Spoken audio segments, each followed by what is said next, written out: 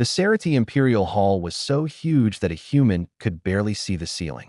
Blue crystal walls glowed softly, as if they carried living starlight inside them.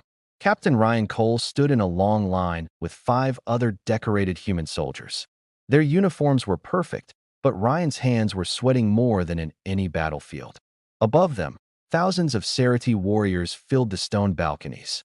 The Serathi were tall, shining beings with skin marked by patterns of distant stars. Their eyes were sharp, cold, and trained by decades of war. Every movement they made felt dangerous. Months ago, these same warriors had been losing the most important battle of their lives. Their fleets were trapped in the Obsidian Veil Nebula, surrounded by an enemy that had studied their tactics for years. The Serathi fought with honor, with discipline, with the same battle style they had used for centuries. That was the problem. Their enemy already knew every move they would make. Then the humans arrived. Ryan was the one who suggested a wild plan. Instead of fighting head-on, the humans used the nebula's radiation pockets to hide their ships. They pretended to retreat. They created dozens of false signatures. They attacked from angles the Serathi believed were dishonorable and unworthy. But it worked. The enemy fell apart. The Empire survived. Now Ryan stood before the one person no Serathi dared to disobey. Emperor Kale Serath. Even for a Serathi, Kale was massive. His armor was carved from the bones of ancient beasts, and long scars marked his arms and chest. Around him, banners of victory hung in glowing threads. At his side stood 3 armored princesses, each taller and stronger than most soldiers. They held their weapons like they were part of their bodies. But Ryan's eyes did not linger on them. He saw someone else. Half hidden behind the armored princesses stood a 4th figure. She wore no armor, no weapons, only a simple midnight blue robe with thin silver lines. Her name was Princess Nyra Serath, though Ryan only knew her face from brief glances. She was smaller than her sisters, softer. Her white hair fell gently over her shoulders. Her eyes moved constantly, studying everything, instead of staring straight ahead like the warriors. She did not look dangerous. She looked curious. Ryan remembered something strange that had happened when he entered the hall. He carried an old human book in his jacket pocket, a collection of ancient Earth epics. When Nyra noticed the book's corner sticking out, her eyes had gone wide for a moment, filled with pure excitement. Then she quickly lowered her gaze, as if afraid someone might see that spark. Now Emperor Kale stood and raised his voice, which echoed through every wall. For saving the Serathi Empire, humanity may request any reward. Name your prize. Within our power, it shall be granted. The first human soldier stepped forward. I request a Serathi warship. The hall roared with approval. The second requested a fortune in star ore. The third asked for land on a Serathi colony. The fourth wanted advanced alien weapons. The fifth asked for command of a mixed-species fleet. Then it was Ryan's turn. Every Serathi, I focused on him. The warrior princesses stared down with pride and steel. Nyra lowered her head, as if hoping no one would look at her. Ryan looked straight at her. He stepped forward, took a steady breath, and spoke clearly. I choose Princess Nyra Serath for my bond. I ask for her hand. The world froze. For a moment, no one even breathed. Then the hall exploded in chaos, shouts, disbelief, anger, shock. Human diplomats panicked. Serathi warriors roared. One princess reached for her blade, and Nyra stared at Ryan with wide, frightened eyes, certain he was mocking her. Ryan didn't look away. He knew exactly what he was doing, and he knew that this choice would change 2 empires forever. She was the pilot they called Whisper. The cockpit felt both familiar and foreign as she settled into the captain's seat, the Boeing 737 towering around her like a giant she needed to tame. Unlike the fighter jets she once commanded, sleek machines built for speed, instinct, and razor-sharp movements, this aircraft was vast, heavy, and designed for teamwork. 2 pilots, always. 2 minds, 2 sets of hands, 2 hearts working in perfect coordination. But now, she was alone. Alone at 31,000 feet with 176 souls depending on her, and an air system clearly contaminated by something invisible and dangerous. Yet her hands didn't shake. Her breath didn't falter. The old rhythm returned, steady and precise. She scanned the instrument panel. The autopilot was still engaged, holding the descent the captain had started. That descent was the only thing keeping the passengers from panic. Any sudden change, and fear would explode through the cabin. Her fingers hovered over the controls. "All right," she murmured. "One thing at a time." She checked the altimeter. 28,000 feet. Steady. She checked the navigation display. They were crossing into northern Montana, far from any major airport. She needed a runway. A long one. Clear. Close. Then she noticed the radio panel, and her jaw tightened. Multiple error codes flashed across the communication screen. She tried the main frequency. "Mayday, mayday, mayday, this is Flight 329. Both pilots incapacitated. Passenger taking control of the aircraft." Silence. She switched channels again and again until she heard the same hollow emptiness. No static. No reply. Nothing. The comm system was down completely. Her pulse remained calm even as her mind raced. No communication meant no guidance. No communication also meant air traffic control might think the aircraft was hijacked or worse. Protocols could escalate. Interceptors could be called. She had seen it happen before, but she couldn't think about that now. She lifted her gaze to the forward window. Clouds streaked by, glowing faintly in the sunlight. The aircraft hummed under her palms. She exhaled, the sound long and steady, grounding herself. "I've flown blind before," she whispered. "I've flown through worse."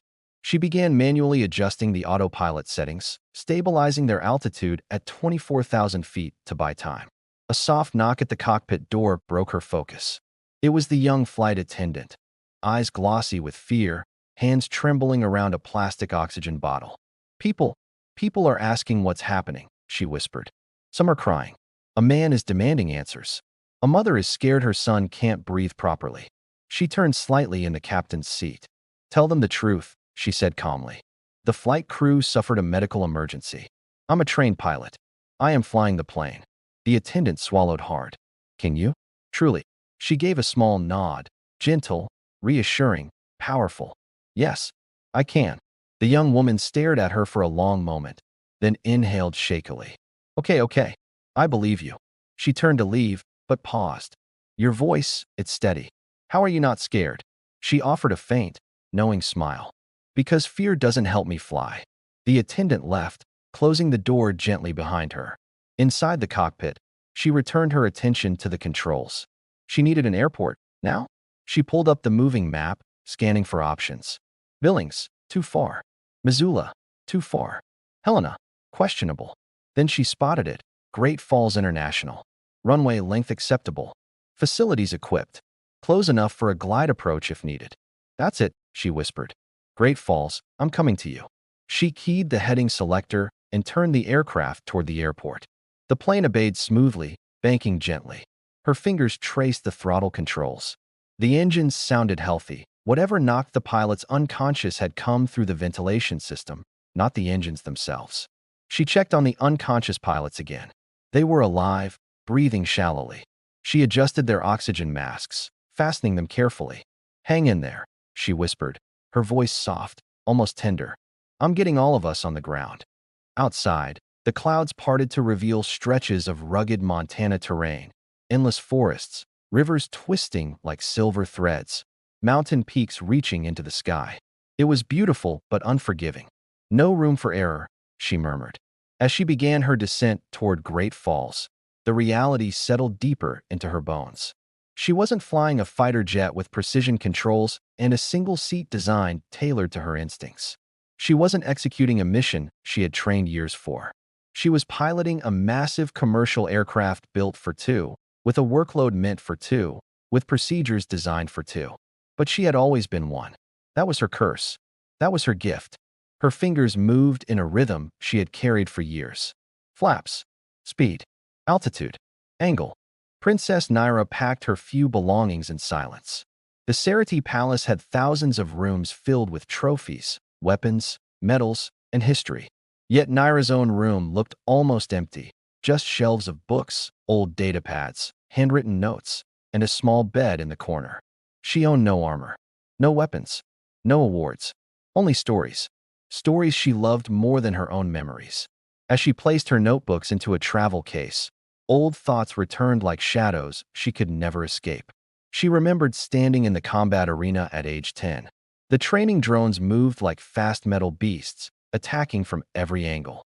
Her sisters had struck them down with ease, shouting, laughing, proud. But Nyra? She hesitated. Every time the drone rushed her, she froze. Her hands shook. Her strikes were weak. The machine knocked her down again and again until she could no longer rise. The instructor had written 2 words in his final report. Words burned into her mind forever. No potential. For a Serathi, that was the deepest cut. Her father had said nothing. Her sisters had walked away. And Nyra became invisible. That same day, while hiding tears behind her small hands, she had wandered into the Imperial Archives, a place few warriors ever visited. The archives smelled of old paper and star metal dust. They held the history of every species the Serathi had ever met. It was there she found humanity. She discovered human poems about loss and courage. She learned their languages so she could read their books without translations. She studied their music, their ancient wars, their strange habit of searching for meaning in everything. The Serathi believed only strength mattered. Humans believed even weakness could teach something.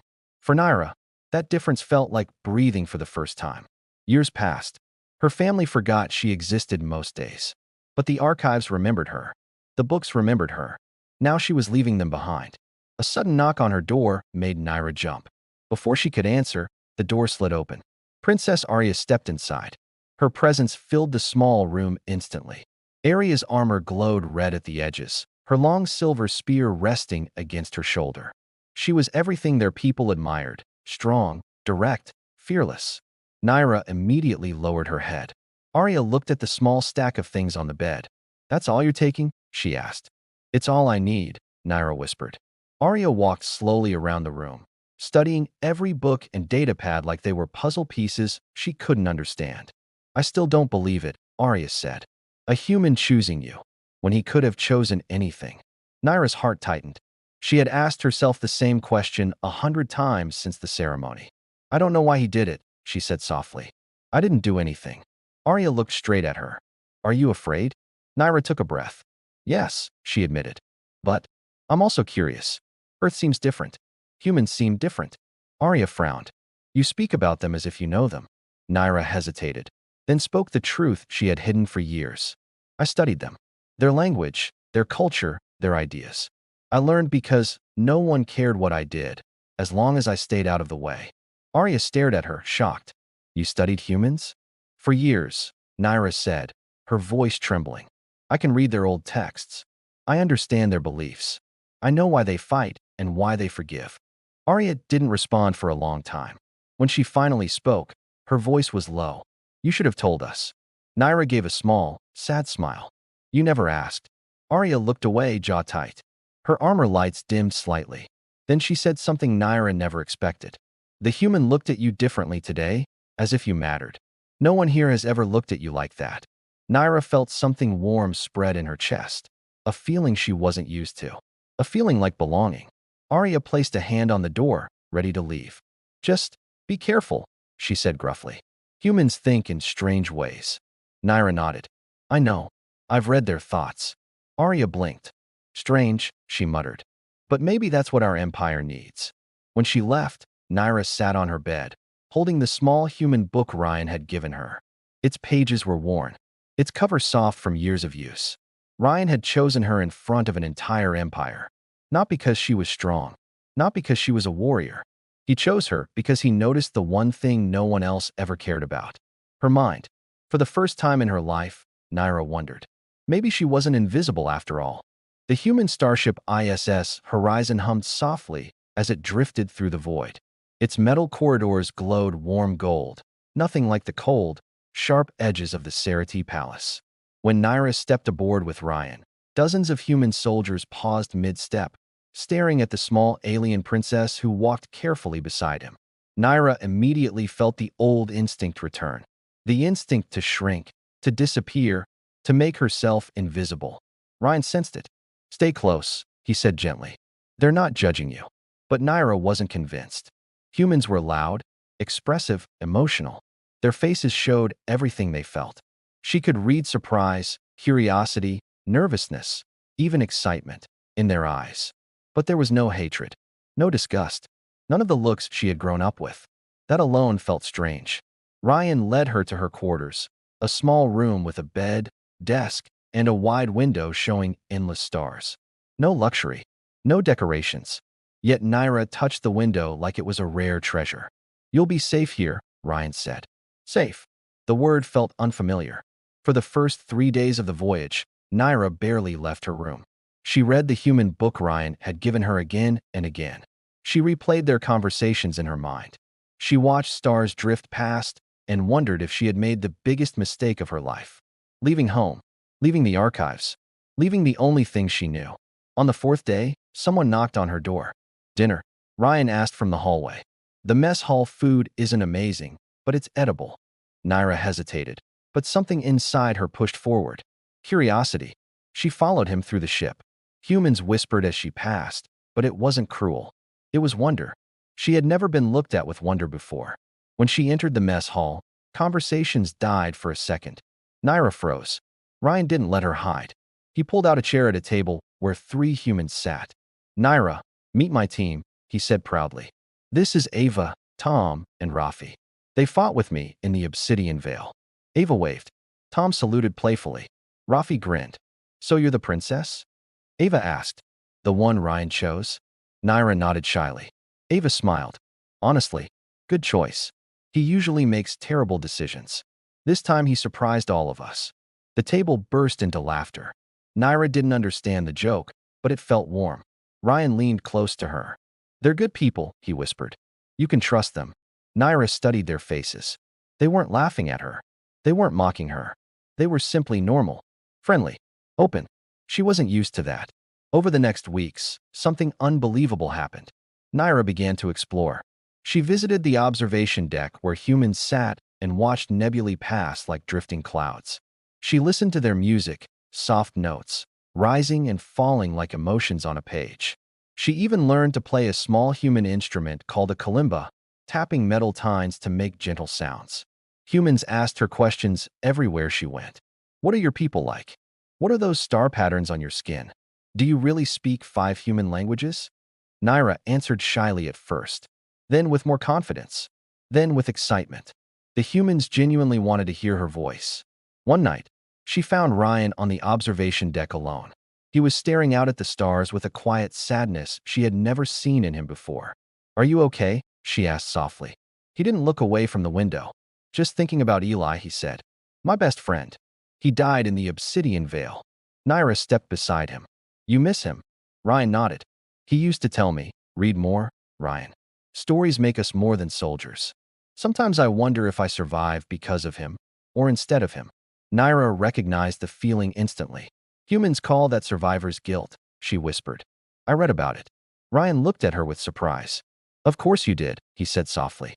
They stood together in silence, watching the stars drift like white dust across black silk. Nyra turned her face toward him. "Why did you really choose me?" she asked quietly. "Not the public explanation. The truth." Ryan took a slow breath. "Because when I walked into that hall, your sisters looked like statues. Warriors. Weapons." He turned toward her fully now. "But you looked alive." Her heart skipped. "Alive. You saw things others ignored," Ryan said. "You noticed my book. You noticed the hall. You weren't trying to impress anyone. You were just you." Nyra felt warmth spread through her chest. She had never been chosen for being herself, never valued for her eyes, her thoughts, her curiosity. Ryan reached out, slowly, letting her decide. Nyra didn't step away. For the first time in her life, she didn't feel like a shadow. She felt seen. Earth was nothing like Nyra imagined. The moment the ISS Horizon landed, warm sunlight touched her skin. The air smelled like trees, rain, and something sweet she couldn't name. Humans walked in every direction, different colors, different shapes, different clothing. They laughed loudly, argued loudly, lived loudly. It was overwhelming. And beautiful. Ryan introduced her to everything slowly. Busy streets, quiet parks, shiny museums, noisy restaurants, human music that made her chest tighten, human paintings that told stories without words. Nyra felt alive in a way she had never felt in the palace. Ryan took her to a huge library in New Seattle. Nyra gasped like she had walked into a temple. Rows upon rows of books, shelves that stretched to the ceiling. stories from 1,000 years. She ran her fingers along the spines, her eyes wide with wonder. This, she whispered, is paradise. Ryan smiled at her like he was seeing the world for the first time through her eyes. Days turned into weeks. Nyra learned how to cook human food, burned most of it, laughed, tried again. She learned to use human tools. She learned how to travel through a city without getting lost. She learned that humans hugged when they were happy, sad, stressed, or for no reason at all. Human affection was strange, but she didn't mind it, especially when Ryan hugged her. But then, everything changed in an instant. One evening, Ryan returned home with a tight jaw and a datapad clutched in his hand. Nyra knew something was wrong the second he stepped through the door. "Ryan?" she asked quietly. "What happened?" He sat down slowly, like his legs were too heavy. "A message came from your father," he said, "and from the Serathi High Command." Nyra's stomach dropped. "What do they want?" Ryan rubbed a hand over his face. "A powerful military faction on Serathi is furious we bonded. They say your marriage to a human is a disgrace to the Empire." Nyra felt the air go cold. Of course they would say that. "They are demanding you return immediately," Ryan continued. "If not, they will break the alliance between our worlds." Nyra's heart cracked. She should not have hoped. She should not have believed happiness could last. She took a slow breath.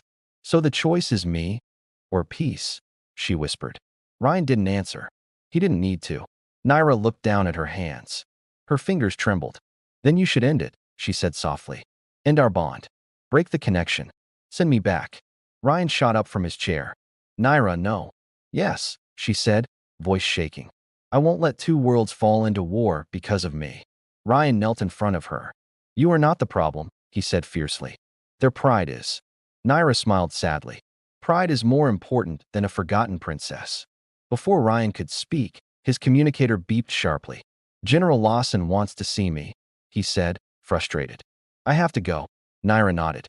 Ryan hesitated as if afraid to leave her alone, but duty called. He squeezed her hand once before leaving the apartment. When the door closed, the silence felt heavier than stone. Nyra walked to the window and stared out at the glowing city. Humans laughed on the street below. Cars moved in bright colors. Music drifted from open windows. And in that moment, Nyra realized. She loved this world. She loved its chaos, its art, its emotion. She loved the way humans treated her like she mattered. She stopped herself. Feelings were dangerous. She pressed a hand to her chest, trying to steady her breath. Hours later, the news broke. Serathi honor crisis. Alliance at risk. Princess Nyra, symbol of shame? Her name flashed on screens. Human news reporters debated her worth. Some defended her. Some attacked her. Some didn't care at all. But Ryan cared. He returned late at night, his face tired. "They want us to separate," he said quietly. "They think it will calm the Serathi." Nyra lowered her eyes. "Then we should do it." But Ryan didn't move, didn't agree, didn't bow to political pressure. Instead, he took a slow breath. "Nyra, if they force this on us, I want you to know something." She looked up. His voice trembled. "You're not a mistake. You're not shame. You're the best thing that's happened to me." Nyra had never heard words like that directed at her. Her throat tightened. She couldn't speak, couldn't move, could only feel the storm gathering on the horizon. Outside, thunder rolled. Inside, Nyra silently wished she could stop time, before the universe tried to tear them apart. The shuttle shook as it descended through Serathi atmosphere. Storm clouds rolled across the sky like giant silver beasts. Lightning flashed between them, lighting the surface of the capital city. Nyra sat between Ryan and Princess Arya, hands tight in her lap. She had not been home for months. She had not missed it. Not once. Arya had arrived on Earth with an official order. Nyra must return. Ryan must present himself before the Serathi Grand Assembly. The moment they stepped onto the shuttle, Nyra felt the same fear she'd felt her entire childhood. Fear of being judged, measured, and found worthless. Arya broke the silence. "The council is divided," she said. "Some want your bond erased. Others want Ryan punished." Ryan didn't flinch. "What do you want?" he asked her. Arya stared at her hands. "I want the Empire to stop acting like understanding is weakness." It was the closest thing to support Arya had ever given. The shuttle landed on a wide platform of black stone. Guards in heavy armor surrounded them. But they weren't hostile. They were tense, alert, waiting for orders. Nyra stepped out last. The capital felt colder than she remembered. They were escorted to the Grand Assembly Hall, a vast circular arena carved into a mountain. Thousands of Serathi leaders filled the tiers: warriors, commanders, strategists, clan lords. Their armor shone. Their eyes were sharp, and every one of them stared at Nyra with disappointment. Only one person didn't look at her at all: Emperor Kale, her father. He sat at the highest seat, expression unreadable. At the center of the arena stood War Master Corlin, leader of the faction that hated humans and hated Nyra even more. He stepped forward, voice echoing through the hall. "We gather to judge a bond that dishonors our empire. The human claims our weakest daughter. The daughter accepts. An embarrassment to our bloodline." The crowd murmured, some angry, some uncertain. Nyra's fingers shook. She wanted to fade into the floor. Ryan stepped forward before she could collapse into herself. "I will speak," he said. Gasps rippled through the hall. A human had never addressed the assembly. Emperor Kale gave a small, silent nod. It was permission. Ryan faced thousands of warriors, each stronger, faster, and more deadly than him. But his voice was steady. "You believe I insulted your empire," he said. "But you only see one kind of strength." Corlin laughed cruelly. "What strength does the princess have? She cannot fight. She cannot lead. She cannot even pass a basic trial." Ryan didn't react. Instead, he turned to Nyra. "Nyra, come here." Her heart stopped. No one had ever asked her to step forward before. She swallowed hard and moved to his side. Ryan spoke to the council again. "You all see weakness. I see something else." A hush fell. "I see the one mind in your empire who can understand other cultures, who can predict conflicts before they explode, who can learn languages faster than veteran translators, who reads histories you ignore, who sees patterns in battles your generals miss." He held up a datapad. "She wrote detailed analyses of your enemies while living on Earth. She predicted 3 enemy maneuvers months before they happened." Hundreds of warriors leaned forward. Corlin snarled. "Lies." Ryan tossed the datapad to the nearest council member. A chain reaction of whispers spread as each leader read Nyra's work.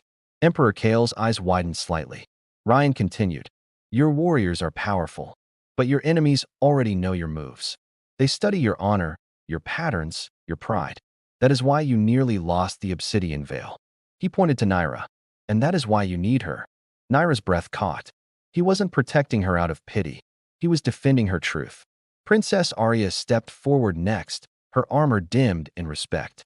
"I traveled to Earth," she said. "I could not understand humans. Their meanings, their emotions, their hidden messages." She looked at Nyra. "But my sister understood them instantly. She sees what warriors miss."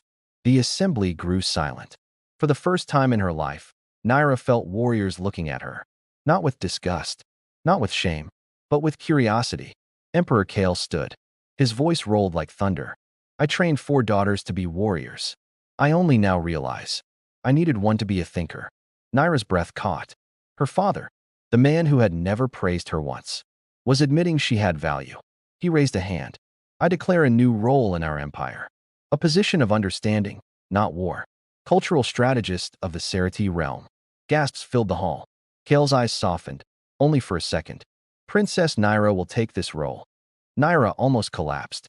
All her life, she had been called useless. Now she was being given a purpose. Corlin roared in rage. "You cannot allow this. The human bond must be broken." Emperor Kale slammed his staff. "The bond stands. The empire stands with it." The hall fell silent. Ryan turned to Nyra. Her eyes shimmered, not with fear this time, but with something new: belief. The council hall emptied slowly, leaving behind echoes of angry voices, stunned whispers, and the hum of shifting power. Nyra stood at the center of the grand arena long after the last warrior left. She felt frozen, like her mind couldn't accept what had just happened. Ryan stepped beside her. "You did it," he said softly. Nyra shook her head. "No, you did it. You stood before thousands of warriors and—" Ryan cut her off gently. "No, Nyra. I didn't give you worth. You already had it. I only made them listen." Her chest tightened. No one had ever fought for her voice before. Before Nyra could speak, Princess Arya approached. No armor, no weapons, only her real face, tired but proud. "Sister," Arya said quietly, "you changed something today." Not just for yourself, for all of us. Nyra blinked. I didn't mean to. The best changes never start with meaning to, Arya replied. They start with someone brave enough to be different. Arya bowed her head slightly, a gesture Nyra had never seen from her. It was respect. Real, honest respect. A new dawn. Later, Nyra and Ryan walked through the Imperial Gardens. The purple leaves glowed softly under twin moons. Water from crystal fountains made gentle music. For the first time, Nyra wasn't trying to hide in the shadows. Ryan noticed the difference. You seem lighter, he said. Nyra touched the silver-lined leaves as they passed. Maybe, she whispered. Maybe I finally see the path I was meant for. She stopped and looked up at him. I spent my whole life trying to disappear so I wouldn't embarrass my family. But today, I didn't disappear. Ryan smiled. No. Today, you shone so bright the entire empire had to cover their eyes. Nyra laughed softly, a sound she rarely made. Then her joy softened into something deeper. Thank you, she said, for choosing me, even when no one else saw anything worth choosing. Ryan stepped closer. I didn't choose you because no one else did. I chose you because you see the universe in a way warriors never could. Nyra lowered her gaze, shy but warm. And now? What happens now? Ryan took her hands gently. Now you become the first Serathi cultural strategist. You build alliances, prevent wars, change how your people understand the galaxy. He paused. And if you want, we face all of that together. Nyra's heart fluttered. I want that, she whispered. A call from the future. A messenger drone floated toward them, glowing blue. It projected an official crest, her father's. A message appeared. Princess Nyra. The Kelvori Collective requests immediate cultural negotiations. Your insight is required. Emperor Kale. Nyra stared at the message in disbelief. A year ago, the Empire pretended she didn't exist. Now entire star systems were asking for her help. Ryan nudged her shoulder. Looks like your first mission. Nyra took a deep breath. A new life was rising in front of her, strange, exciting, terrifying. But not impossible. Not anymore. She turned to Ryan. Will you walk beside me? He didn't hesitate. Always. HFY. Humanity, full force. As Nyra and Ryan walked back toward the palace, she realized something powerful.